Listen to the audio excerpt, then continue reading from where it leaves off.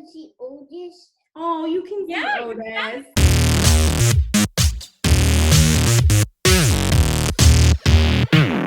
Sydney, look who's here.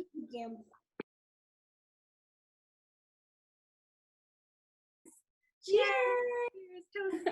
Clink. Cocktail, if anyone is watching who is worried because I'm like 8 months pregnant right now. Nobody can tell that you're pregnant, but it is very exciting news, and it's an appropriate time during the Notices segment. Yes, I'm having a girl, so I'm really excited just to put my money where my mouth is with all the role modeling with girls, but also just to see what that dynamic is like with my son. You already see a lot of gender stereotypes in terms of the gifts they receive as soon as people find out the sex, and but she'll be a pandemic baby just due in a few weeks. Well, we all can't wait to meet her. So that was the most important plug that you have. But your book, Breaking the STEM Stereotype, which is about some of the things we just talked about and is just an amazing read about gender stereotypes and education and easy ways you can address it. You know, you were talking about impact earlier, and I knew that if I were to write a book, I didn't want to write something that was just like research and theory. I wanted something that would be available to parents, teachers, caregivers, grandmas, to read, and it would make sense to them and it would be practical. So that, I think, is what the book is, I hope.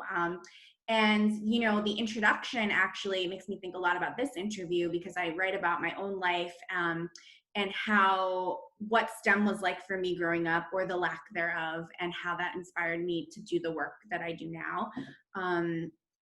And so if anyone wants a follow-up from this interview to be like, how did she go from wanting to be an actress to doing research, you can just read the introduction to the book.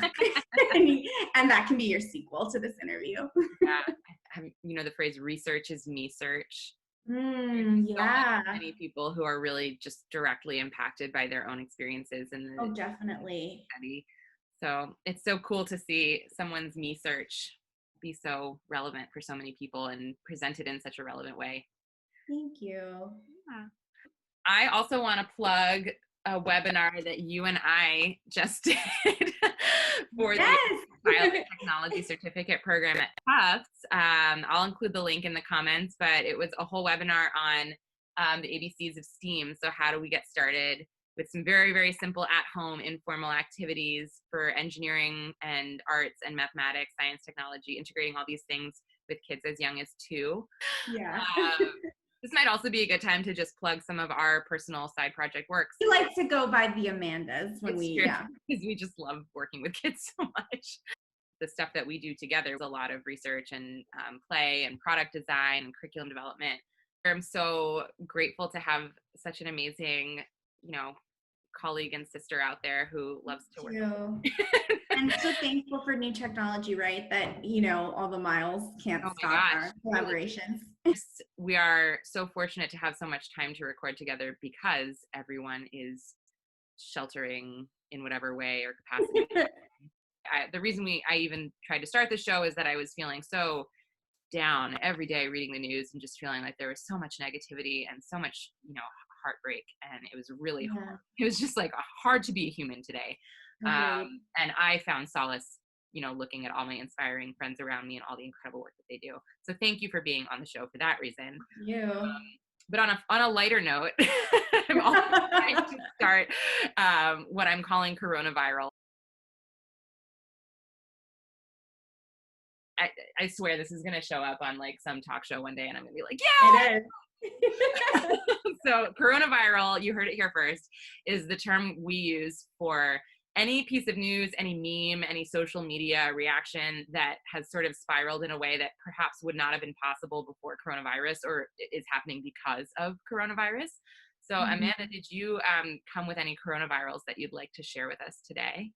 I did. I think you and I are researchers and we work in data, so we're very steeped in seeing graphs and research and numbers and prying at them and poking at them and trying to understand what they mean.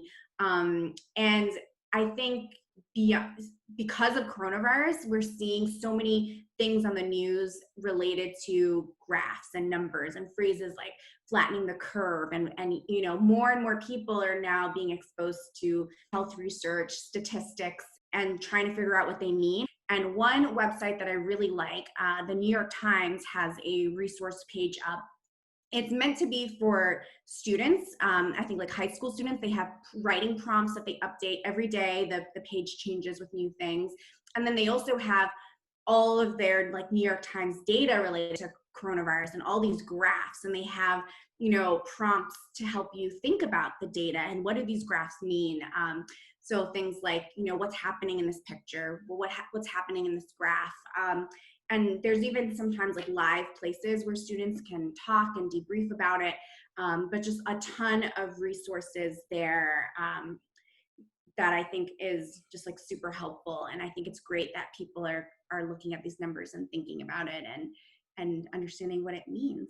But my funny one is, you know, because you mentioned that it gets really hard to watch the news, and I, especially being pregnant, have been like obsessed with watching the news and like up all night, like reading about what's happening in all the hospitals and people giving birth without their partners and everything. And sometimes it's like you just really need a break from that. And one thing that has, I think, literally gone viral is is that coffee drink, because everyone's stuck at home and they have limited resources. So have you seen the like home like Dalgona coffee that everyone's posting on YouTube, Instagram, and you can make it with instant coffee. So it's like literally something you can buy and ship to you. You don't need to, you know, because we can't go to our cafes and our Starbucks and things anymore. Finally, I think it came out really good. We made it at home with decaf coffee, obviously.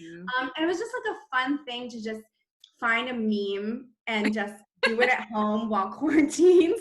I started seeing it in everyone's Instagram story. I did post my coffee drink, I'm not gonna lie, but I have been trying to make them more, because there's so many parents at home with young kids figuring out what to do, sharing more than I normally do of like Sydney's science experiments and his projects and his art, and hopefully that's awesome. Not as fun as coffee, but quarantine.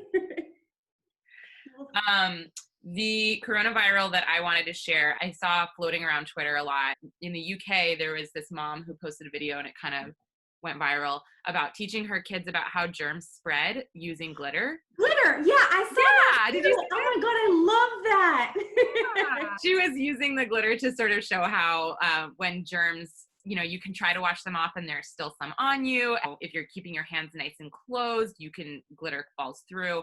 And they were using that as a metaphor for how, you know, contagion can spread and how germs, you know, exist all around us. And something that I've, you know, in my own science education work that's come up a lot with kids is there's almost a little bit of a phobia about germs. Kids are really sure that there is parts of your body that are friendly and parts that are trying to like really hurt you. So I thought it was a nice way to sort of address what must be a really scary thing for a young kid to think about, which is like we're all indoors because we're afraid of something invisible that's everywhere and we don't know how to identify it. So I thought the glitter was a beautiful analogy. It is. And you know, bravo to that mom for having glitter in her home. I know. I was so impressed. Like, just period. She could have just stopped at, she used glitter with her kids during the quarantine, and everyone would be like, okay, best mom. Great. Did you see the one where The Rock was washing like his daughter's hands? Dwayne Johnson, I'm sorry. I think we all know. And he, instead of singing the ABCs, he was singing his rap verse from You're Welcome. Oh, that's so cute. Cool. All right. Well, thank you so much for joining us. Dr. Amanda Sullivan, an inspiring person doing inspiring work, who may or may not have grown up and helped all of us grow up a little bit more today. Aww. Thank you, Amanda. Thank you so much for having me. Thank you, Otis. Say bye. Bye. Thanks for having me in the interview today.